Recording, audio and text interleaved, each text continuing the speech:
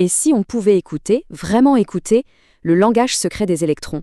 C'est un langage qui nous entoure, qui façonne notre monde, mais qui, pour nous, reste complètement silencieux. Eh bien, aujourd'hui, c'est ce qu'on va faire. On va construire un pont, le pont de la compréhension. Imaginez un instant une ville invisible qui bourdonne d'activité juste sous nos yeux. C'est ça, le monde des circuits. Là-dedans, les électrons, ils ne dorment jamais. Ils chuchotent, ils crient, ils prennent des décisions à une vitesse folle. Des décisions qui, au final, façonnent toute notre réalité numérique. Et pourtant, pour nous, rien. Le silence total. C'est comme une tempête, mais une tempête sans le moindre son. Alors, la grande question, c'est comment est-ce qu'on fait pour l'entendre? Pour percer ce mystère, ce silence, on n'a pas besoin d'oreilles plus performantes. Non, ce qu'il nous faut, c'est un traducteur. Un moyen de prendre toute cette activité, ce chaos, et de le transformer en un langage qu'on peut enfin lire, qu'on peut comparer et, oui, même commander. Et ce fameux pont, ce traducteur, eh bien, c'est la mesure. Il faut bien comprendre que la mesure, ce n'est pas juste compter des trucs. C'est bien plus que ça. C'est vraiment un acte de traduction. C'est le moment précis où tout ce qui est invisible, toutes ces variables d'électrons, se transforment en valeurs bien réelles, bien concrètes pour nous. C'est là, vraiment là, que le dialogue peut commencer. Ok, donc pour apprendre n'importe quelle langue, par où est-ce qu'on commence? Par l'alphabet? Bien sûr. Eh bien, pour le langage de la réalité physique, c'est pareil. Sauf que son alphabet, il repose sur 7 piliers. 7 piliers fondamentaux. On pourrait même les appeler les 7 grands maîtres. Ce sont eux qui définissent absolument tout ce qu'on peut percevoir. Ces 7 maîtres, ce sont bien sûr les unités de base du système international, le fameux SI. Mais ce qui est incroyable, c'est que, mises ensemble, elles ne font pas qu'exprimer des concepts abstraits. Non, non, elles nous enseignent la structure même de l'univers. C'est comme si elles s'harmonisaient parfaitement pour créer, eh bien, le langage de la réalité. Allez, commençons par le premier maître, le temps. La seconde, c'est littéralement le battement de cœur de cette ville invisible. C'est le métronome qui empêche tout de sombrer dans le chaos. C'est ce rythme qui guide chaque signal, qui s'assure que chaque information arrive pile au bon moment. Franchement, sans la seconde, tout ça ne serait qu'un brouhaha, un bruit complètement désordonné. Après le temps, on a la longueur, le maître. Imaginez-le comme l'architecte de la ville. C'est lui qui dessine les routes, les ponts, les avenues, toute l'infrastructure de la cité des circuits. C'est grâce à lui que l'espace a un but et que la distance a un sens. C'est la carte, la géographie physique qui permet aux électrons de savoir où aller. Et puis, il y a la masse, le kilogramme. Son rôle, il est crucial. C'est lui qui ancre l'énergie, qui par nature est totalement intangible, dans notre monde physique, bien réel. On peut le voir comme le poids de l'existence. C'est ce qui donne une substance, une réalité concrète à la force et au mouvement dans cet univers qui sinon nous serait totalement invisible. Et bien sûr, les 4 autres maîtres viennent compléter ce tableau incroyable. On a l'ampère, pensez-y comme la sève, le fleuve de charge qui coule dans les veines de la cité. Le Kelvin, lui, c'est le souffle chaud, le niveau d'agitation, d'activité.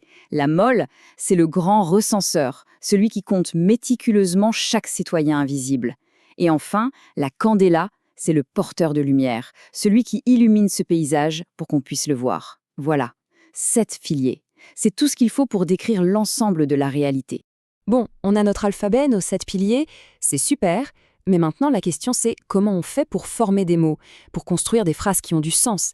Eh bien, c'est le moment d'ouvrir le dictionnaire de l'invisible. La vraie question est là. Comment est-ce que des principes aussi fondamentaux, aussi basiques que le temps et la distance peuvent s'assembler pour décrire des choses aussi complexes que, eh bien, tout ce qui fait fonctionner nos technologies? Et la réponse, elle est à la fois toute simple et incroyablement profonde. Tout ça est possible grâce à ce qu'on pourrait appeler la grammaire de la réalité. Ce qui est fascinant, c'est à quel point cette grammaire est simple et élégante. Prenez un concept, la route, le mètre. Prenez-en un autre, le battement de cœur, la seconde. Maintenant, combinez les deux, qu'est-ce qu'on obtient? Une idée complètement nouvelle, la vitesse, le rythme du voyage. C'est ça la magie. Les unités de base, ce sont les fondations, les piliers. Et les unités dérivées, comme les mètres par seconde, ce sont les bâtiments que les bâtisseurs de la connaissance construisent dessus. Et là, on touche à un point absolument crucial. Une équation, que ce soit la loi d'Ohm ou une autre, ce n'est pas juste une formule abstraite sur un bout de papier. Pas du tout. Ce sont des phrases. Des phrases complètes qui racontent une histoire sur les relations, les tensions, les équilibres qui existent au cœur de cette cité. Chaque unité est un mot et, mise ensemble, elle forme un récit. Évidemment, pour lire ces histoires, il faut les bons outils. Et l'oscilloscope, par exemple, ce n'est pas juste une machine, c'est un compteur, vraiment.